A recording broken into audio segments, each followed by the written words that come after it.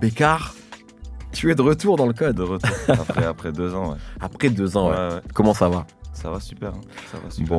Bon, t'étais venu pour Plus fort que l'orage. Ouais. Qui était ton album précédent. Ouais, pour le premier album, ouais. Il y a eu une réédition après, Exactement. on va en parler. Mais je pense qu'on peut se dire, sans trop prendre de risques, que cet album est un succès.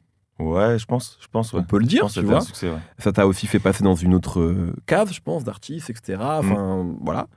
Comment tu vis un peu, rétrospectivement, 2 ans après, la vie de cet album-là? Est-ce que, finalement, il t'a apporté ce que tu avais envie que cet album t'apporte, toi, en tant qu'artiste, dans ta vie? Ouais, clairement.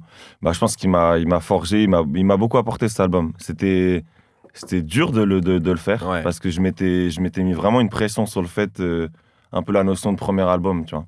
Et je mettais ça un peu sur un piédestal. Pour moi, le premier album d'un artiste, c'est décisif, en fait, tu vois. Donc j'avais mis vraiment du temps à le penser, à le créer. Et quand il est sorti, je me rappelle que j'avais eu un peu un choc. Je sais pas comment t'expliquer, mais c'est pas que je m'attendais à plus au moment de la sortie, mais j'étais un peu en mode, ok, là c'est sorti. Oui, en fait, voilà, il y a un truc de libération, mais pas forcément dans le bon côté du truc. Et avec le temps, le fait de l'avoir défendu en concert, et d'avoir de croiser les gens, d'entendre les retours, et sur la durée, vraiment, c'est un album dont je suis hyper content, hyper fier en vrai, tu vois, qui m'a beaucoup fait grandir, je trouve, dans ma carrière d'artiste, entre guillemets, tu vois. C'est-à-dire que tu avais l'impression, toi, il y avait tellement de travail dessus que tu t'es peut-être dit, ça sort et ça va être idéalement un carton. Alors que c'est pas non, comme pas, ça que c'est pas passé. vraiment un carton, mais en tout cas, tu t'imaginais peut-être des choses, ça allait t'apporter des trucs, alors que ça prend du temps. Ouais, c'est ça en fait. C'est vraiment ce truc-là. Parfois, t'as l'impression que ça va être. Oui, le fait d'appuyer sur le bouton. Exactement. Et en fait, tu te rends compte qu'en fait, t'es quand même t'es encore bien au début du truc, et que ça va être un long chemin. Et en fait, comme moi, c'était pas mon premier projet, j'en avais déjà sorti avant. Mais c'est bien. Enfin, ça m'a fait rendre compte vraiment que le chemin est long, qu'il y a un album, il y a 2 albums, il y a 3 albums, la route était encore longue, mais disons qu'on a quand même monté une marche avec ce projet-là, et c'est ça que je retiens, tu vois. D'un point de vue extérieur, c'est clairement le sentiment qu'on a. Je pense qu'il y a aussi eu un même... C'est-à-dire que, tu sais, moi, j'ai un peu je vois ça en tant qu'auditeur de rap, bien sûr, et aussi en tant que mec qui fait des playlists, tu vois, depuis longtemps. Tu vois, parfois, t'as des artistes qui, je pense, une case dans laquelle on pouvait te mettre, qui ont leur fanbase, qui sortent des projets, les gens ils kiffent, etc. Mais tu vas pas forcément avoir de morceaux qui va streamer fort, tu vois tu vois ce que je veux dire. Et je trouve que là, avec cet album, notamment avec la réédition, il y a eu ça. Je pense notamment au morceau avec SDM, et du coup, qui te met aussi dans une autre division, tu vois. Comment tu vis ce passage-là? Je le ressens, et en même temps pas tellement. Je sais pas comment t'expliquer, mais oui, je ressens quand même le fait que c'est plus comme avant. Je sens que j'ai un peu changé de case. Je suis en transition pour moi un peu. Mais après, je suis content. Hein. C'est ce pourquoi je travaille depuis aussi des années. Mais disons que je me dis pas encore, j'ai passé vraiment un gap. Pour moi, je suis encore en transition. Il y a encore beaucoup de taf, beaucoup de chemin. Est-ce que c'est vraiment pour ça que tu travailles? Est-ce que tu as envie de cette lutte? Parce que des fois, il y a toujours un peu ce truc-là avec toi. C'est vraiment ultra contradictoire. J'ai l'impression parfois, même moi, je me comprends pas là-dessus. C'est que si j'écoute mon âme, entre guillemets, pure, pour moi, je suis pas fait pour ça. Tu vois, pour ce côté lumière, entre guillemets, être exposé. Parce que ça va vraiment à l'inverse de ce que je suis. Mais en même temps, je suis tellement rongé par un truc de passion, de compétiteur. C'est un truc que tu dis sur l'album, ça. Ouais, vraiment. T'es patient quand t'es vraiment rongé par la passion. Je crois que tu dis un truc comme ça. Exactement. C'est dans le dernier morceau, L'Aube. Et pour moi, j'ai cette flamme, entre guillemets, qui s'éteint jamais. Et j'ai l'impression que c'est ça qui me porte. Mais ça va un peu à l'inverse de qui je suis. En fait, tu veux être le meilleur rappeur, mais peut-être pas la plus grande star. Il y a un peu ce truc-là, quoi. C'est que t'as envie de travailler pour... Il y a une partie de moi qui a envie de vivre vraiment ce côté vie d'artiste, c'est-à-dire faire des concerts, remplir des salles, avancer dans ce truc-là, tu vois. Et puis, il y a l'autre côté qui veut rester qui moi, te protège un peu de ça. Qui me protège un peu, tu vois. C'est intéressant parce que je trouve que sur cet album, si on va en parler, mais il y a un truc, tu vois, qui sort donc 2 ans après le précédent. Et effectivement, dans une situation, on vient de le dire, qui n'est pas la même qu'il y a 2 ans, qu'il y a 5 ans, tu as un autre statut, et tu es un autre homme, tout simplement. Je pense que c'est surtout ça. Et donc, tu as eu des victoires. En tout cas, moi, d'un point de vue extérieur, c'est ce que je vois. Et tu le dis, mais t'en parles jamais comme d'un flex, tu vois. Genre, tu flexes pas. Genre, par exemple, quand tu dis, pardon, dans mes rêves, je remplissais un Olympia. Dans la vraie vie, j'en ai rempli 2. Ouais. T'es pas dans l'ego trip. Tu peux le dire de temps en temps, mais c'est pas un truc qui te définit. Je trouve qu'il y a toujours une forme d'humilité et presque même de. Je sais pas. Tu flexes pas. Non, mais je comprends ce que tu veux dire. J'avais l'impression de le faire plus au début. Ouais. Au début. Quand tu devais prouver peut-être quelque chose. Je sais pas, quand je me rappelle mes premiers freestyles, mes premiers trucs, j'étais vraiment dans le côté ego trip. Ouais. Même si j'essaie de raconter quand même des trucs et tout, mais j'étais beaucoup plus insolent, tu vois, dans ma manière d'écrire, dans ma manière de poser. Et j'avoue qu'avec le temps, et je pense que tu l'as dit, c'est le fait d'être de grandir, de mûrir, de devenir un homme, entre guillemets, tu vois. Bah, moi, ça m'assagie un peu ce truc-là. Et du coup, j'ai l'impression que même dans ma musique, il y a moins ce côté forcément ego trip, vouloir flex et tout. Mais après, de manière générale, je suis pas forcément comme ça. Non, je suis pas comme ça, tu vois. Est-ce que tu doutes plus maintenant? T'as plus de doutes? Non, je pense pas. Quand je fais de la musique, j'ai plus de certitude et je sais beaucoup plus là où je veux aller. Je pense que maintenant, je maîtrise un peu plus. T'as ton style, en fait, mon karaté, entre guillemets.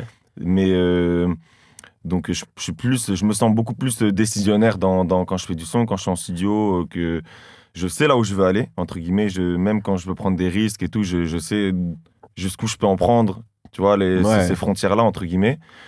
Et donc, je doute plus quand je fais du son. Par contre, ça m'arrive encore de douter de manière générale sur ma vie, là où j'en suis, là où j'ai... Tu t'en parles beaucoup dans la Ouais, bien sûr. Ça. Les doutes, c'est ça. J'ai l'impression que c'est un truc que c'est un long combat avec moi-même, en fait, qui prendra peut-être toute ta vie. Peut-être toute une vie, ce que j'ai. C'est ça, complètement. Mais t'as dit justement que t'as défendu cet album, le précédent, t'as beaucoup tourné, t'as fait 50 tournées en fait, même avant ça, t'es en tournée depuis... J'ai commencé par ça, Et tu racontes aussi sur l'album comment la vie d'artiste dont tu parlais, elle a pris de la place. Et comment aussi il a fallu peut-être que toi tu te rendes compte que c'est cool, mais il fallait que tu prennes du temps pour toi.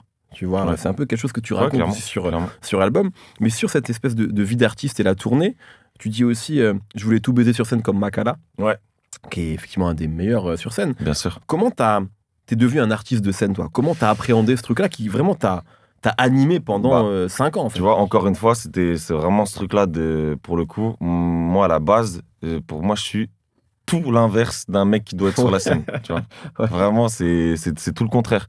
Genre, je me rappelle que mes tout premiers open mic, genre prendre un micro et juste dire la famille ça va ou quoi, c'était impossible pour moi. Je savais même pas parler en public.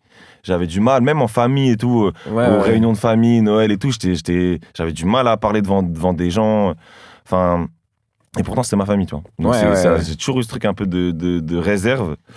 Et donc vraiment pour le coup c'est ça la scène, c'est ce qui m'a vraiment fait grandir là-dessus et me libérer entre guillemets. Et en fait le truc c'est que j'étais jeté dans le grand bain direct. J'ai ma première signature dans la musique, c'est avec un tourneur. Tu vois, c'est avec Arachné et avec Alban d'Arachné qui m'avait rencontré à l'époque et moi j'y connaissais rien. Je savais même pas qu'un artiste il avait besoin de un tourneur. Je connais pas. Rien, tu vois. Et du coup, il m'a acheté dans le grand bain tout de suite. J'ai fait des premières parties, beaucoup au début, des premières parties qui étaient parfois pas du tout évidentes, où le public était pas du tout là pour moi. Même, tu vois, comme Angèle, elle raconte avec Damso, exactement, le même genre de scénario un peu. Parfois, entre les sons, ça crie le blast de l'artiste qui passe après toi. Terrible. Ouais, ça c'est terrible au début. Surtout quand t'es jeune. En jeune début de carrière. C'est terrible. Mais bon, après pour moi, c'est là où ça forge vraiment. Et c'est là où tu prends 2-3 claques et après tu rentres dans un autre état d'esprit quand tu remontes sur scène. Et comment tu deviens fort sur scène? Enfin, est-ce que c'est il y a le côté perf en fait. Il y a le côté. Pour moi, c'est l'essence même du truc. Elle est là, quoi. C'est la scène. Si j'en parlais avec Dime il y a pas longtemps et j'ai l'impression que lui. Ils ont un peu, je sais pas de toute façon ce qu'ils boivent là-bas en Suisse, tu vois, mais ils sont tous trop forts sur scène. Tu vois, il y a un peu ce truc-là. Mais c'est extrême et tout à l'époque, là, c'était hardcore. Incroyable. Vraiment, c'était hardcore. Moi, ils étaient venus à Lille au Flow. Ils sont venus. Au premier son, je crois, Dime marchait sur les gens. Déjà, public, tu vois, moi c'est fou. Au bout de 2 sons, je suis sorti tellement j'en pouvais plus, tu vois. Mais tu vois, comment toi, quand c'est pas. Parce que eux, j'ai l'impression que c'est un peu naturel. Tu vois, Dime, il en parlait il y a pas longtemps. Toi, tu viens de dire que ça l'était pas forcément. Et t'es bon sur scène, tu vois. Genre, c'est un truc qui est. Tu vois. Mais comment t'as maîtrisé ce truc-là? Bah, franchement, c'est à force de. Il faut y aller, quoi. Ouais, il faut y aller. c'est à force d'en faire, mais franchement, j'en ai mangé des dates hein, pendant des années. Je sais pas combien, mais des petites centaines, je pense, en tout. Beaucoup de premières parties, beaucoup de coplateaux. Oui, donc des trucs pas évidents, en fait. Pas évident. Parfois, il y a du monde, parfois, il y a personne, parfois, c'est un public plus âgé, parfois, c'était tout type de public. Et en fait, à force, tu te nourris de tout ça, et après, t'es rodé. T'arrives à appréhender la scène. Quand tu sens que c'est compliqué, tu peux avoir le mécanisme un peu pour réveiller un peu les gens. Tu sais, là où il faut mettre de l'énergie. Moi, je m'agitais beaucoup sur scène. Avant, j'allais à droite, à gauche, à truc, je bougeais. J'étais KO au bout de 3 sons. Et après, t'apprends à te canaliser, à mettre l'énergie au bon moment, là où il faut. Et ça, je pense, c'est juste à force de travail de faire. Et après, voilà, c'est...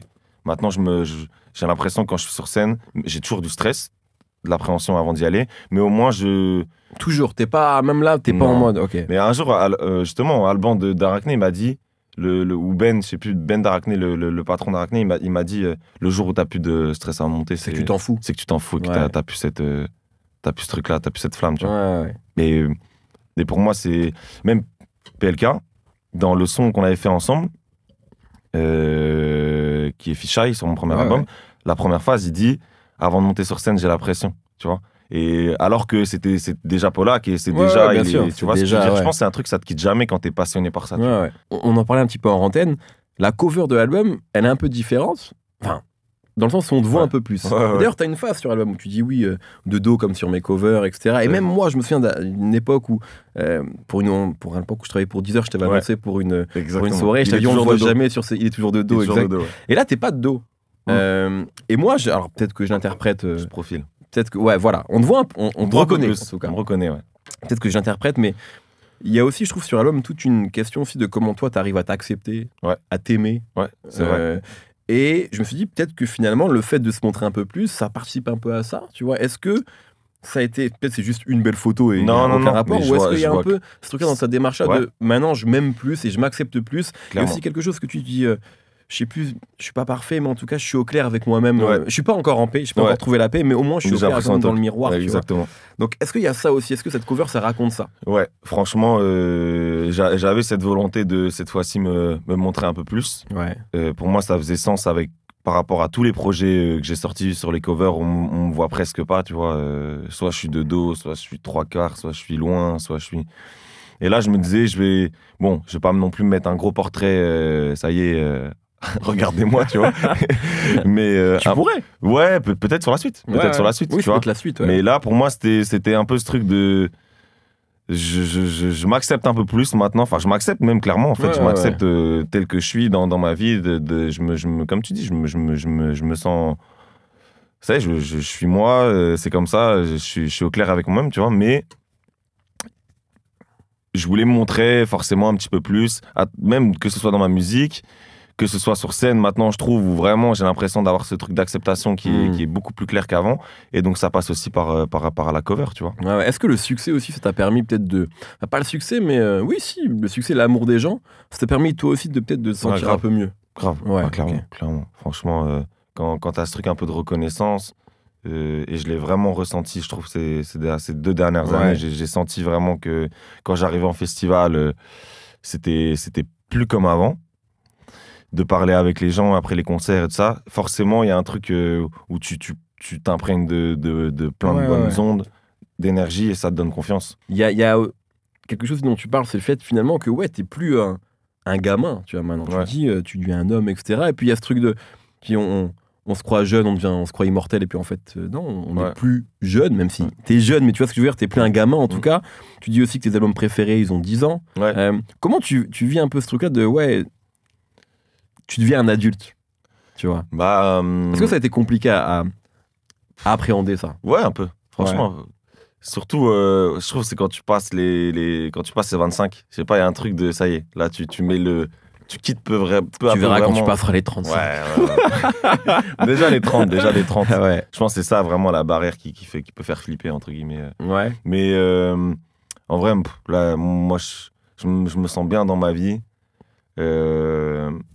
Et mon âge, je m'en fous en fait. C'est plus un sujet. Non, c'est plus un sujet. J'avais peur que ça soit un sujet en fait il y a 2-3 ans. Et en vrai, pas du tout. je le vis bien. J'ai l'impression de vivre bien cette transition-là. Ouais, parce que tu te sens mieux aussi, peut-être qu'il y a 10 ans. Il y a ça qu'on sent dans tes textes. Ah ouais, parce que tu sais ce que tu fais dans la vie, tu sais pourquoi tu le fais. Et t'as des choses qui te démontrent que t'as bien fait de faire ces choix-là. Maintenant, c'est palpable. C'est là, c'est clair. Il y a 6 ans, ça allait beaucoup moins. Il y a 10 ans aussi, je pense que le rap français, il découvre un artiste qui s'appelle Gradure, tu vois, qui vient de Roubaix. C'était aussi une année super importante pour lui, tu vois. T'as sorti l'homme au Bob, d'ailleurs, au début de l'année 2015, si je dis pas de bêtises. Et il est sur ton album, sur cet album. Et tu vois, on sait aussi ce qui est pour représenter, notamment pour... le Nord, tu vois, pour les gens du Nord. Alors, c'est pas le premier rappeur du Nord, évidemment, mais c'est peut-être un des premiers qui a vraiment percé au niveau national, tu vois, qui a eu un succès monumental. Qu'est-ce que ça signifie pour toi de l'avoir sur ce projet-là et comment ça s'est fait? Bah, c'est une grosse fierté, hein. Comme tu l'as dit, déjà, c'est le premier nom qui a résonné chez nous, vraiment, à échelle nationale, tu vois, c'était énorme quand il a pété. Tout le monde en parlait, en fait. Tout le monde en parlait, je me rappelle. Ouais, et puis tu le croisais. Moi, j'ai plein de souvenirs où je le croise dans l'île le soir, même en allant en cours, j'ai déjà croisé le matin. Enfin, tu vois, c'était vraiment la star de chez nous. Ça l'est encore en vrai. Hein. Je parle au passé, mais en tout cas, il y a eu vraiment un gros boom quand il est arrivé chez nous. Et donc, forcément, pouvoir faire un son avec lui, c'est quoi, 10 ans après? Je sais plus quand c'était. 2015. 2015. Enfin, le début, peut-être 2014, mais l'album, c'est 2015 en tout cas. Il y a 10 ans. Pour moi, c'est une fierté de ouf, franchement. Et ça s'est fait... en gros, je crois que ça fait quand même pas mal de temps qu'on se suit sur les réseaux. On s'était jamais vraiment croisés. Je l'avais déjà vu de loin, on n'avait jamais vraiment parlé. Et moi, tu sais, je bosse... Rocher, c'est mon gars de ouf. Et on a fait... T'es sur son album? Ouais, exactement. Le morceau s'appelle Remington et tout. Qu'on a fait... qui était juste après l'été dernier, à la rentrée. Et son gars, Ilyes et tout, c'est, je pense, son manager ou son producteur. Et lui, c'est Gradure, c'est leur gars de ouf, en fait, tu vois. Donc, nous, on parlait souvent, il me disait, faut vraiment qu'on s'attrape pour un son avec Gradure, tout ça, nanana. Et en fait, j'avais fait ce début de son qui était juste vraiment un couplet. Au début, vraiment juste un couplet. Après, il y a eu ce refrain. Et puis moi j'étais en Bretagne chez ma grand-mère quand je faisais le son, enfin bref, j'étais avec Lucci et j'ai envoyé le son. Je voulais voir, je leur ai demandé si ça leur parlait de ça. Et je crois que Gradure il devait bouger, il prenait l'avion le lendemain ou le surlendemain, tu vois, et c'était son dernier soir à Paris. Et il a kiffé, il est parti au studio, et le soir à minuit j'avais le couplet, tu vois. Donc c'est magnifique, quoi. Tu utilises ce refrain parce qu'effectivement vous reprenez la mélodie d'un tube de Ozone. D'où ça vient ça? Parce que moi j'aurais jamais misé sur Bécard qui reprend la mélodie de Ozone, tu vois. Je comprends. Mais comment ça s'est fait ça? Et je trouve qu'en plus on reconnaît la mélodie, mais effectivement en parlant en antenne vous en avez fait autre chose. Elle est un poil détournée parfois à des moments et tout, mais on la sent cette mélodie là. Bah c'était déjà moi autour de moi, je sais qu'il y a des potos qui me tannaient en mode ce serait cool un jour que tu te prêtes à l'exercice d'une reprise, tu vois. Oui. Qui est un truc qu'on voit dans le rap français depuis plus longtemps. C'est ça, tu vois. Reprendre des faire avec ta sauce et tout. Mais ça serait cool, tu vois. Et parce que des potos par exemple sont. Toi tu voulais pas? Ouais, bah c'est pas non. Franchement, je disais pourquoi pas si ça vient et que c'est la bonne prod, le bon truc, je le ferai. L'idée, elle vient pas de moi vraiment, mais j'avais le couplet, ça avait été très très vite, la prod elle avait été faite très rapidement, le couplet pareil. Et moi je dis les gars là, moi j'aime bien le couplet, mais je cherchais un refrain, j'avais pas. Mais je disais s'il y a pas un bête de refrain, pour moi c'est tuba, tu vois. Ça va, c'est sûr on va jamais garder. Ok. Et revient ce sujet de reprise qui se remet un peu sur la table à ce moment-là. Et Lucci propose Ozone, qui est le beatmaker avec qui je bosse depuis des années. Je le dis. Qui bosse et qui maintenant bosse avec plein de gens d'ailleurs. Qui est devenu un producteur important dans le rap, bien sûr. Ouais. Et qui propose ça, un peu de manière timide. Il osait pas trop et puis il le fait, il fait l'air. Et moi, au début, en vrai, je pète une barre, tu vois, ça me fait gueulerie. Mais finalement, j'écris le refrain. Très vite, ça va très vite, je le pose en studio et puis en vrai on écoute et on se dit il y a un truc, il y a un truc. Mais en vrai de vrai, honnêtement, et pendant quelques temps, les jours qui ont suivi et tout, j'avais du mal à le prendre au sérieux le truc. Tu vois. Parce que c'est une reprise. Parce que le son, en vrai, il est gaulerie un peu de base. Ouais. Le son initial. Le son de base, oui, de ouf. Ouais, il est gaulerie. Tu vois. T'as vu le clip du son de base? Je sais même pas si ils sont sur un avion et tout. Mais c'est de ouf. Il est lunaire. Bien sûr, mais je me rappelle très bien. Très bien. Ça remonte de fou. Et donc, j'ai mis un peu de temps à le prendre en mode ok. Mais je pense qu'on l'a rendu sérieux quand même, ce truc. Même si de base, la mélo, elle est un peu gaulerie et le son, il est un peu gaulerie. Pour moi, c'est un morceau de Bécard, tu vois. Ouais, pour moi, clairement. Mais est-ce que t'as peur que des gens se disent il a essayé de mettre une douille, tu vois ce que je veux dire? Ou Bécard c'était mieux avant. Non, ouais, même si ça va forcément arriver. Ça arrivera, c'est sûr. C'est déjà arrivé de toute façon. Ah ouais, déjà? Bien sûr. Pour ceux qui sont là depuis le tout début, depuis Brick Rouge, en temps, il y a des gens qui sont arrêtés au premier, au deuxième projet, c'est sûr et certain, tu vois. Mais ça, je pense, c'est pour tout le monde pareil. C'est comme ça, tu vois. Ça fait mal ça ou tu l'acceptes, tu te dis que c'est. Franchement, ça. Évidemment, je vais pas dire que je suis trop content de ça, tu vois, mais ça touche un peu au début, mais en vrai, maintenant, c'est comme ça. Pour moi, c'est le processus normal, en fait. C'est que et même moi, j'ai peut-être pu déjà la voir avec des artistes. Il y en a, tu lâches au bout d'un moment et peut-être tu reviens après sur un truc. Tu peux te faire réattraper. Exactement. Mais en vrai, c'est quoi le truc? C'est que t'as une période de ta vie qui est peut-être marquante, tu t'en rends même pas compte à l'époque. Il y a un album ou un morceau ou quelques sons qui surgissent à ce moment-là, et tu vas vivre ces moments-là avec cette musique-là, tu vois, avec cet album, avec ce projet-là. Et en fait, tu vas plus jamais retrouver ça 2-3 ans après. Il faut juste l'accepter. En vrai, mais évidemment que ça peut toucher un peu quand parfois tu vois que t'as des gens qui te suivaient vraiment, qui t'ont aimé sur un projet, qui pour eux c'est vraiment ton projet référence, et qui après se retrouvent moins par la suite dans ce que. Mais c'est comme ça. Toi, tu vois. T'as l'impression d'être meilleur. Ouais, en vrai, c'est ça. Parfois, toi, t'es tellement de limite, tu bosses 2 fois plus qu'avant, t'es tout le temps en studio, t'écris tout le temps, t'as l'impression d'enfin un peu toucher ton truc, que ta patte, est-ce que tu voulais toucher. Et en fait, t'as des gens, ils disent non, mais c'était mieux quand tu faisais ça, tu vois. Mais t'as raison, je pense que c'est vraiment. C'est obligatoire. C'est obligatoire que ça se passe comme ça. En tout cas, si tu prends 10 ans de carrière et que tu vas sortir de la musique pendant 10 ans, c'est sûr que tu vas perdre des gens de ton train. Et il y en a d'autres qui vont remonter, peut-être que ceux que t'as perdu à un moment, ils vont revenir après. Ça, tu les attrapes sur un morceau, sur un freestyle, sur un truc des fois. Tu peux toujours. Et j'ai déjà vu je remonte dans le train Bécard, tu vois. Ça, j'ai déjà vu aussi. Tu vois, qui avait lâché pendant 2 ans et je remonte. Ça fait plaisir. Ça, c'est l'époque où tu regardais un peu ce qu'il pouvait se dire sur toi. Exactement. Là, je regarde plus du tout maintenant. Ouais. Gradure, je reviens juste sur lui. Est-ce que tu as l'impression, moi, j'ai l'impression qu'il a ouvert des portes. Et pas que pour les gens de votre région. Moi, j'ai l'impression que c'est l'époque où on se dit ah putain, il y a un mec qui vient de Roubaix, donc il vient pas de Paris ni de Marseille. Clairement. Et qui pète. C'est aussi l'époque où il y a Joke un peu avant à Montpellier, tu vois. Niro à Blois. Enfin, il y a un peu ce truc-là. Et pour moi, Gradure, il fait vraiment partie de ce truc de c'est possible. Est-ce que vous le prenez comme ça clairement, là clairement. Okay. Franchement, moi, ça a été. Mais je crois même carrément dans un morceau de Brick Rouge dessiné, je disais je remercie Gradure, ça, il a mis de la lumière sur ma ville et tout. Et c'était vraiment ce truc pour nous, on s'est dit, ah ok, nous aussi. Pourtant, parce que moi, en tout cas, personnellement, j'étais vraiment attaché au rap parisien. Et notamment 1995, tu l'as déjà dit, de toute façon, c'était l'entourage, l'entourage, tous les grunts, tous les rappeurs de grunt. Tout ce truc-là, j'y étais attaché. Et en même temps, j'étais pas dedans. Je savais que j'étais pas là-dedans, tu vois. Et Gradure, pour le coup, on s'est vraiment dit, c'est possible, en fait, tu vois.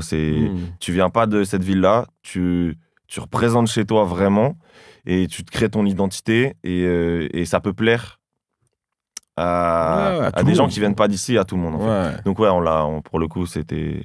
Gradure, il nous a vraiment ouvert cette porte-là, je trouve. Par rapport à ça, juste tu dis un truc, tu dis j'ai l'esprit tranquille jusqu'au jour où je fais plus un stream. J'aime les chansons douces autant que le Peura qui pue la street. Et ça, je trouve ça cool aussi. Alors, je veux dire, moi, j'en doute évidemment pas.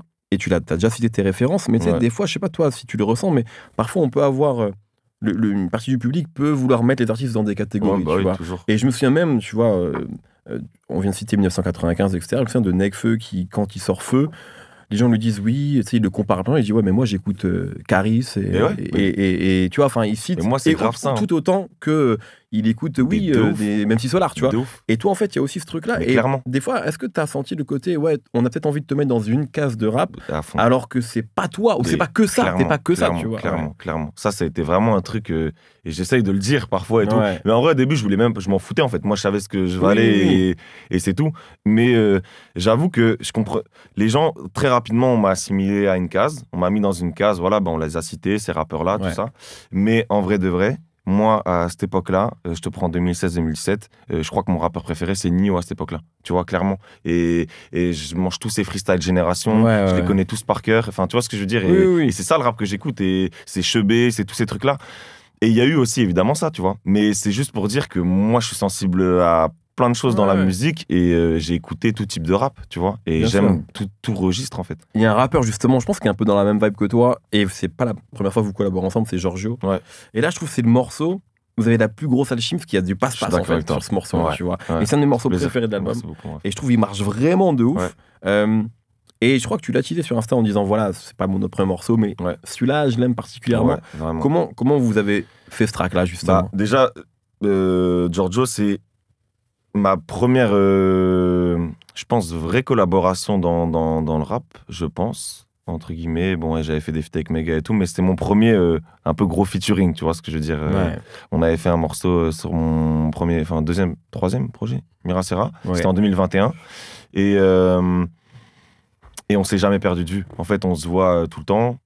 Avant tout, c'est le frérot. Donc, quand il est en studio, et puis même lui, il bosse beaucoup avec Lucci. Donc, quand il est en studio à Lille, je passe le voir. Quand je suis à Paris, il passe. Donc, on est souvent en studio.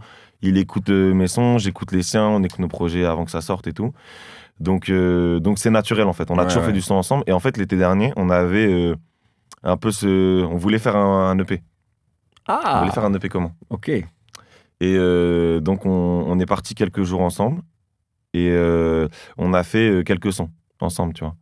Et on a fait, je sais plus, 3-4 sons. Et ce morceau-là, il est né là-bas, tu vois. Et pour moi, c'était la bastos des 4 jours, c'était vraiment ce son-là. Moi, je le prenais de fou, ce son. Je me disais, c'est une dinguerie, c'est une dinguerie. Et en même temps, on sortait un truc où je venais d'être sur son album, celui d'avant, il était sur le mien. Je me suis dit... Finalement, le projet, le P commun, il n'a pas vu le jour tout de suite. Bon, c'est pas impossible qu'il y ait des morceaux qui ressortent par la suite, tu vois. Mais en tout cas, ce son particulièrement, nous deux, on le kiffait de fou. Et moi, comme j'étais sur l'album, à un moment, il a fait sens. Je me suis dit, je le mets dedans. Il n'a pas vu le jour, c'est Flav encore qui a bloqué? Non. Pas du tout. Pas du tout. Au contraire, de fou. Non, c'était une question de... Tu sais quoi, moi, j'étais sorti après réédition, il y avait eu la tournée, ça faisait un peu beaucoup et j'étais en un truc, ok, là je veux pas sortir de musique, je veux juste me concentrer sur le prochain album, bien prendre le temps de le faire et j'ai pas envie de venir mettre une sortie en plein milieu de tout ça et que ça vienne pas parasiter mais presque, tu vois, entre guillemets, me mettre dans un autre mood, dans un autre... Et je voulais pas ça, du coup, je me suis dit, tu sais quoi, on l'a ce truc-là, et puis on verra. Peut-être qu'on sortira des morceaux à droite, à gauche. La première phrase de l'album, elle est incroyable. Enfin, je trouve, tu sais, il se passe quelque chose, tu dis, j'ai une mère qui m'aime, j'ai un père qui essaye, j'ai un cœur, j'ai un frère dans le ciel. Et... c'est pas des thèmes qui sont nouveaux, hein. Évidemment, la famille, tu vois, ton rapport aux parents, le rapport au deuil aussi, tu vois, c'est quelque chose qui est présent. Dans cet album, je trouve. Vraiment, beaucoup, tu vois, la manière dont tu parles même de ton gars qui a perdu sa maman et on sent que ça t'a touché. Tu parles de quand t'as vu ton père à l'hôpital, tu vois, et que ça t'a évidemment touché. C'est quelque chose qui est super présent, tu vois, et même, je trouve que c'est quand même un album qui est... relativement triste, en fait, tu vois. Mais après, t'as jamais fait de la musique la plus... très joyeuse, non? La plus joyeuse non plus. Mais c'est vrai qu'on aurait pu, bêtement, encore une fois, hein, je suis d'extérieur, se dire, bon, bah, il s'est passé tout ça dans sa vie, peut-être qu'il va prendre un chemin un peu plus solaire, entre guillemets, pardon pour ce terme cliché.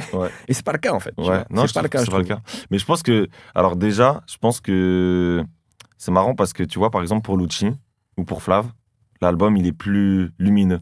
Ok. Voilà. Toi, tu trouves pas? Pas vraiment. Peut-être dans les prods, peut-être dans certaines prods. C'est peut-être l'univers. La texture, mais pas dans le propos. Pas dans le propos. En tout cas, c'est mon ressenti. Non, mais moi, je suis assez d'accord avec toi. Je te trouve. Moi, je suis assez d'accord avec toi. Même parfois, même désabusé. Tu vois, parce qu'il y a un truc, en fait, ça marche, mais comme je t'ai dit, tu flexes pas en mode blague, mais je trouve que c'est. Des fois, il y a peut-être un peu ce truc-là où tu vois des artistes qui vont un peu camoufler leur peine ou leur trauma avec de la réussite, tu vois. Toi, il n'y a pas ça, en fait, je trouve, tu vois. On sent que ça se passe mieux pour toi. Tu dis, je suis plus... Mais quand tu dis ça, tu dis, je suis plus pauvre. Tu dis pas, j'ai de l'argent, tu vois. Oui, je vois ce que tu veux dire. Tu vois, il y a toujours un truc, en fait. Je sais pas, peut-être c'est... C'est toi aussi, c'est ton éducation. C'est mon éducation, ce que j'allais dire. Tu vois, moi, mes parents, c'est des gens simples. Ils ont jamais, tu vois, c'est des gens simples, très simples, tu vois, dans tout, en fait, dans leur manière d'être, dans tout. Donc, ils nous ont transmis à moi et mon frère, ma sœur, cette éducation-là. Donc, moi, c'est comme ça, j'ai grandi comme ça, tu vois. Donc, mais en tout cas, moi, je suis d'accord avec toi dans le propos. Il y a des phrases, enfin, il y a des thèmes que j'aborde qui sont j'en avais déjà parlé un peu en surface et tout, mais je trouve que là j'étais parfois un peu plus profond, tu vois. Même sur le rapport avec le père, par exemple, tu vois, où on sent que... Mais je trouve qu'il y a des trucs qui changent par rapport... Enfin, je trouve que le rapport avec mon père et tout, je trouve qu'il est, quand tu t'écoutes tout, il est plus positif, finalement. Complètement, c'est ce que j'allais dire, c'est qu'en fait, tu dis que t'es plus en conflit avec lui, c'est plus uniquement le méchant. Tu vois, non, mais c'est clair, c'est clair. Et c'est peut-être en prenant de l'âge aussi, tu vois. Ouais, de fou. Et c'est exactement ça. Lui... Bah, tu le vois vieillir, déjà. Tu vois que la vie, entre guillemets, moi, je trouve qu'elle l'a marqué d'une certaine manière, tu vois. Je trouve qu'il a enduré, tu vois. Et en fait, je trouve que quand tu passes la soixantaine ou que tu arrives à cet âge-là, ça ressort, tu vois. Et donc, et moi, mon regard par rapport à ça, il a changé. Donc, nos rapports, t'es moins... je suis moins conflit, en fait. Je comprends des choses maintenant, en fait. C'est surtout ça. Ce que tu voyais comme des erreurs, qui peuvent l'être d'ailleurs, mais en tout cas, tu peux comprendre d'où elles viennent. Bien sûr, je comprends. Tu comprends. C'est aussi en discutant avec les gens de la famille. Sa mère, c'est les gens autour de lui. Parfois, des discussions que j'avais pas eues avant. Et tu comprends un peu le schéma de vie dans lequel il était, plus jeune, comment il a grandi, peut-être sa relation lui avec son père, ces trucs-là. Et c'est des choses auxquelles j'avais pas accès il y a 5 ans. Bien sûr. Et voilà, un peu immature, un peu petit con, et tu comprends pas certaines choses, et c'est tout, c'est comme ça, en fait. C'est même pas nul, en fait. Bien sûr. C'est ton regard qui change, en fait. Voilà, moi, je trouve que c'est ça. Mais moi je suis d'accord, enfin j'ai le même constat que toi, je trouve pas que l'album soit plus lumineux. Moi je trouve pas non plus. Peut-être par contre t'as exploré d'autres choses, tu vois, sur des prods, etc. C'est ça. Mais le propos pour moi il reste très bécarien, tu vois. Tu vois, ça a pas changé, tu vois. Et d'ailleurs tu dis quelque chose, je sais plus, je vais toujours rapper ma vie, je serai jamais cliché, enfin je trouve qu'il y a un truc qui reste très... jamais cliché, ça a pas bougé quoi là-dessus. Non, je suis d'accord avec toi. Est-ce que, alors c'est peut-être un raccourci, j'en sais rien, mais tu vois, je trouve que dans ta musique, ça non plus c'est pas nouveau, mais il y a toujours un côté très famille, très même social, tu vois. Je parle des valeurs avec lesquelles tu as été éduqué. Et finalement, c'est aussi quelque chose, pardon de la comparaison, mais tu sais, qui est aussi proche de quelqu'un que tu connais chez Ben, PSG, tu vois, qui vient aussi pas très loin de chez toi. Est-ce que tu penses qu'il y a quelque chose, je sais pas, de similaire là-dedans, peut-être dans vos éducations, d'où vous venez, qui fait que dans votre musique, vous faites pas la même musique, mais que dans... J'ai l'impression que le système de valeurs a l'air d'être le même. Peut-être, peut-être. Je sais pas si on a grandi dans le même milieu, au même endroit. Tu vois, lui, je pense que son père, pareil, c'était complètement différent du mien, tout ça. Mais peut-être que dans l'éducation, il y a des choses qui sont hyper similaires. C'est possible. C'était comment, je pense, quand vous avez fait cette grunt Qu'est-ce que ça représentait pour... Parce que je sais que pour lui, ça représentait un truc de ouf, tu vois. Fou.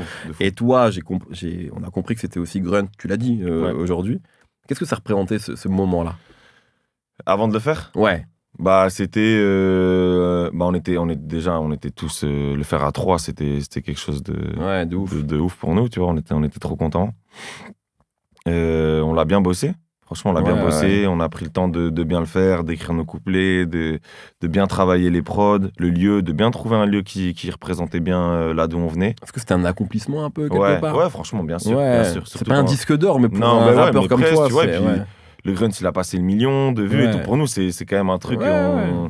Tu t'es inscrit dans une famille de rappeurs. Ouais, je sais pas. Ouais, voilà, c'est vraiment ce truc-là, exactement. Là, on a freestylé pendant 20-25 minutes et les gens, ils ont capté ça et ils l'ont ressenti, tu vois. Et ça fait vraiment plaisir. Quand tu viens de ce milieu-là, à la base, même si tu fais... Après, au fur et à mesure de ta carrière, tu fais de la musique, tu t'essayes plein d'autres trucs, mais ce truc d'essence même du rap, le faire pendant un exercice de 20 minutes et tout, et que les gens se le prennent, c'est la meilleure satisfaction pour moi, tu vois. Bah pour moi, tu vois, sur l'album, il y a un morceau qui résume bien un peu, je trouve, ce que tu arrives à faire, c'est Bateau Ivre. Parce que c'est un boom bap, en fait, en vrai. Mais il y a un refrain... tu vois, mélodieux, tu vois, et je trouve que ça, c'est un peu ça pour moi. C'est le côté, en fait, oui, on sent que t'as ça en toi, tu vois, on en avait déjà parlé, le côté. T'as peut-être aussi envie de parler à plus de monde parfois dans ta musique, mais le rap, il est toujours là, tu vois. Et Bateau Ivre, c'est vraiment ça, je trouve, tu vois. C'est clairement ça, tu vois. Est-ce que c'est ce que tu préfères faire, ça, ce genre de morceau? Je sais pas. Ou peut-être c'est juste les plus faciles à faire, peut-être pour toi. Ouais, les boom bap, j'ai l'impression que je peux en écrire à l'appel. Enfin, j'en ai tellement fait au début que en fait un boom bap, tu peux tout faire.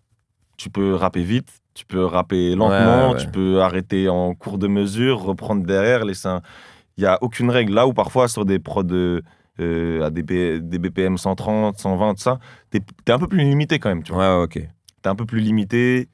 Il faut bien caler les mots parce qu'il y a toujours cette rythmique qui est importante. Le boom bap, je trouve c'est tellement libre en fait. Donc quand tu veux vraiment. C'est pour ça qu'on y revient toujours. En fait, il y a un truc un peu. En fait, on y revient toujours. Mais je sais pas si c'est plus facile à faire. C'est juste. Est-ce que je kiffe vraiment. Enfin, avec le temps, je sais pas si c'est les morceaux que je préfère faire. Je préfère quand j'expérimente et que j'ai l'impression d'avoir réussi un peu à toucher un truc un peu nouveau et que j'ai l'impression que c'est bien fait. Mais. Ouais, ça me fait toujours kiffer de faire du rap brut, tu vois. Ouais. C'est toujours kiffant, tu vois, c'est sûr. Quand on parle de trucs nouveaux, il y a un morceau que je trouve assez marquant sur l'album, pardon, c'est Pas du tout. Ouais, clairement. Qui est une chanson, une vraie chanson, différente. Ouais, clairement, c'est différent. Une chanson, on peut le dire, d'amour. Ouais, bah c'est ça, je pense, tu vois. Ouais. Comment... Et parce que tu parles aussi d'amour sur l'album, c'est aussi un autre thème, tu vois. C'est une notion que je trouve que j'avais pas encore vraiment... aborder vraiment, même le fait que c'est compliqué, le manque de stabilité amoureuse, enfin tu vois, avec l'incompatibilité parfois avec ta vie, plus bref l'amour quoi, tu vois, c'est compliqué. Est-ce que ce morceau il a été dur à faire, aussi bien dans le fond que dans la forme? Bah je pense pas. Non, franchement pour le coup, il a été hyper simple à faire. C'était, on était parti à la montagne cet hiver. Tu voyages toi, hein, ça va. Hein. J'avoue pour cet album sa vie hein, franchement ouais mais en vrai je l'avais pas trop fait encore dans ma vie donc là j'avoue que c'est t'as fait des séminaires là. Ouais, j'ai fait des séminaires, j'avoue j'ai fait des séminaires, mais en vrai moi ça m'a justement quand t'as fait beaucoup de projets et que il faut autre chose. C'est ça. Autre chose. Ouais. Moi, j'ai l'impression que j'avais besoin quand même d'être dans d'autres lieux, même ramener mes gars vraiment tout le temps, qu'ils soient là. Parce que là, pour moi, c'est la première fois, je dérive juste un petit peu, mais c'est la première fois où vraiment je trouve que mes gars, ils sont sur l'album. Vraiment, vraiment, vraiment. Les gars, mes gars d'enfance, de collège, de lycée, de tout ça, de toute cette jeunesse-là, entre guillemets, ils ont vraiment participé à l'album. Là où avant, j'étais un mec qui allait en studio, je faisais du son. Et après, je leur faisais écouter quand j'avais l'occasion de leur faire écouter. Là, ils sont là en concert. Parce que maintenant, j'ai entre guillemets la chance de pouvoir les amener en concert. Et ils sont là aussi pendant la création. Donc, et tu parles d'eux. Ouais, vraiment. Et même, il y a même parfois, il y a leur voix et tout. On les entend. Même si t'écoutes bien dans l'intro au début, on entend des voix au loin. Tout ça, c'est subtil. Hein. Mais on a essayé de mettre un peu de vie un peu partout. Tu vois, même dans le morceau de K17, là, c'est les voix de conga à la fin, dans les ambiances et tout. J'ai essayé de les incorporer vraiment aussi dans le projet. Mais ils étaient toujours là, en fait. Et ça, pour moi, ça a été important, en fait, je trouve, dans l'album. Parce que déjà, c'est des morts du rap. Ils en écoutent tout le temps depuis des années. Et aussi, ils sont critiques. Ils sont durs. Moi, j'aime bien parfois, je fais un truc, je me fais éteindre, tu vois. Mais je trouve que c'est important et que ça m'a vraiment aidé dans ma manière de créer l'album. Je trouve vraiment ça a joué. Et un morceau comme Pas du tout, c'était archi instinctif. T'avais besoin de le sortir. Ouais, je sais pas, peut-être j'avais le recul et tout. Mais en gros, la prod, elle a été faite comme ça en fin de soirée. Et moi, j'ai eu le truc assez rapidement et je suis allé au micro. En fait, la différence, je crois que c'est le seul son de l'album où j'ai fait ça, c'est que je suis allé au micro et j'ai tout posé en fait, sans vraiment écrire. C'était du phase par phase. Ok, d'accord. Et il y a des phases qui sont rentrées toutes seules. Tout le deuxième couplet, je crois que c'est ça. C'est du one shot. Je sais pas pourquoi. Après, j'ai retravaillé des petits trucs. Le refrain, j'ai pris le temps de l'écrire pendant quelques minutes. Mais tout était fait au micro, en fait. Donc, c'était... Ouais, t'avais besoin de le sortir, une énergie en fait. pendant une heure. Et... Ouais, c'est ouf, ça. C'est la première fois que cette... Première fois. Première fois, ouais. Juste, parce que t'as le morceau avec Giorgio, il s'appelle Athème, déjà. Référence à Athème Ben Arfa, évidemment.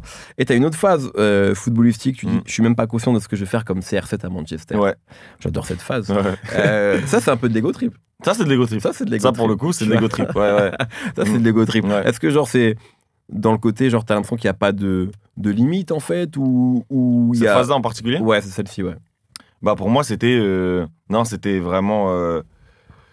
c'était ses débuts et il était jeune. Et pour moi, c'était ce truc de... Il était même pas encore conscient qu'il allait... Qu'il allait qu'il était pas peut-être conscient, que lui... Il a l'air tellement programmé. C'est vrai, peut-être que lui, en vrai, il était tellement programmé. Mais est-ce qu'il savait qu'il allait devenir aussi grand et aussi iconique dans le foot? Je sais pas. Je pense qu'on n'est jamais vraiment préparé à ça, tu vois. Même les plus grands. Mais c'était cette manière de dire ça, tu vois. Je suis au début d'un truc et ça se trouve, je vais tout baiser, je m'en rends même pas compte. Voilà, alors que toi, t'es pas programmé. Non. Parce que tu dis, j'ai forcé le destin même si ça devait pas marcher. Il y a un peu un truc, toi, au contraire. C'est ça. T'as l'impression de... Ouais, je pense que si j'avais pas tryhard de ouf, ça aurait pas pris à... Tu vois. T'aurais pu lâcher à un moment? Il y a des moments où tu t'es dit, je vais lâcher ou c'est j'ai eu peur à des moments de lâcher, J'ai eu peur à des... Le Covid, ça m'a fait peur de ouf. Ouais. Covid, ça m'a fait flipper de fou. Je me suis dit, là, c'est chaud, là. Franchement, il y avait... En plus, je venais de signer chez Panenka. Du coup, je me suis dit, là, c'est parfait. C'est censé être le chemin. Voilà, c'est le bon moment. Et bam, Covid. Vraiment, je crois, un mois après. Et là, c'était dur. En vrai, fallait vivre avec ce truc-là dans le rap. Et puis, tu sais... c'est le début, t'as pas trop d'argent, tu galères un peu dans ta vie et tout. Tu sais pas combien de temps ça va durer, tu sais pas comment tu vas te sortir de ça. Ouais, c'était chelou, tu vois. Donc là, j'ai eu peur que ça prenne pas et que j'arrête. Et en fait, depuis non. Si, peut-être là, en vrai, dis-toi, c'est fou. Mais avant de ressortir de la musique, là, sur cet album-là, franchement, cet hiver, je flippais de ouf. Je me disais, ça se trouve, ça y est. C'est derrière, c'est passé. Je vais revenir, il n'y a plus personne qui m'écoute, personne ne m'attend. Mais ultra fataliste, hein, vraiment. J'ai eu des pensées à un moment. Et mes gars me disaient, mais t'es un ouf et tout. Et je me rendais pas compte, je sais pas. En fait, comme j'étais éloigné, et que c'est la première fois où vraiment je trouvais que j'avais pas sorti de musique depuis un. D'habitude, tu vois, dès la rentrée, je renvoie de la musique. Là, ça a duré. Et ce sentiment-là, il s'est un peu installé. Est-ce qu'il y avait une peur peut-être d'avoir plus rien à dire? Ouais, un peu, à des moments, à des moments, un petit peu. Mais une fois que je retourne au studio et qu'il y a un bon morceau qui rentre, cette peur, elle s'estompe direct. Elle s'estompe direct. Tu te rends compte que tu as toujours des trucs à dire, en fait. Tu peux le dire autrement et tu changes de regard parfois. Donc tu le dis différemment et puis tu vis d'autres trucs. Donc, Mais ça raconte quelque chose quand même sur le fait que, en fait, on n'est jamais vraiment tranquille, tu vois. C'est-à-dire qu'en fait, même quand... Encore une fois, je suis pas dans ta vie, mais d'un point de vue extérieur, les gens ils se disent, ouais, Bécard, il a percé, ça marche pour lui. Après, on n'a pas tous les détails, mais c'est ce que se disent les gens, tu vois.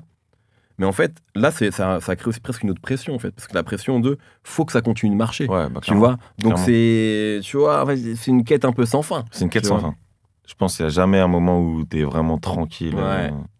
C'est bon, c'est acquis. C'est jamais acquis. C'est jamais. Ou alors, je sais pas. Ou sauf vraiment. Oui. Pour moi, la clé pour ça, c'est toujours écrire. Et j'ai l'impression que c'est ça, en fait, qui te sauve, en fait, qui sauve un artiste dans l'écriture. Et la sincérité, qui te sauve.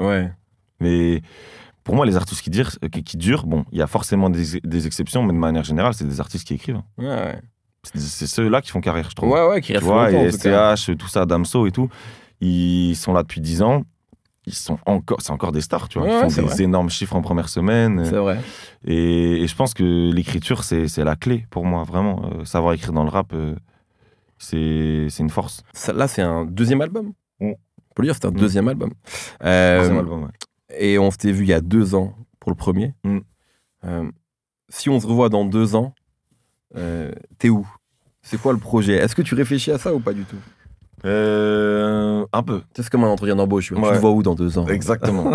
Et tu sais jamais trop quoi dire. Exactement. Mais dans 2 ans, je pense que là où je me visualise, c'est souvent la scène. En fait, c'est souvent les trucs de...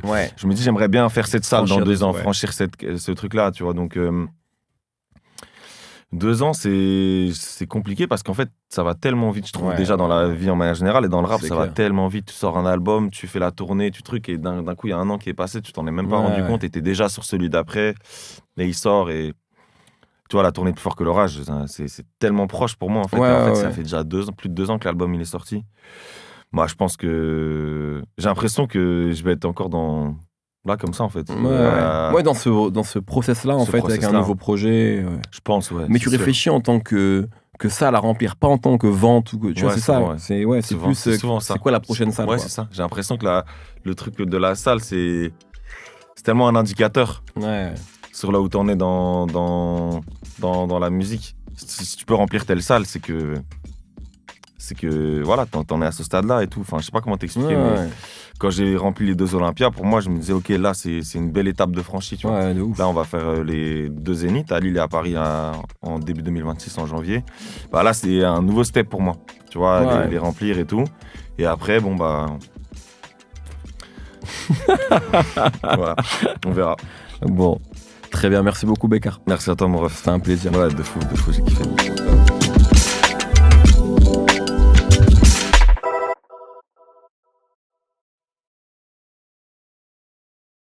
Merci d'avoir regardé la vidéo. Si tu veux en savoir plus sur la rap musique, n'hésite pas à t'abonner à Apple Music. Tous les vendredis, un nouvel épisode du Code Radio. La playlist est régulièrement mise à jour également. Et nous, on se retrouve très très bientôt avec un ou une nouvelle invitée.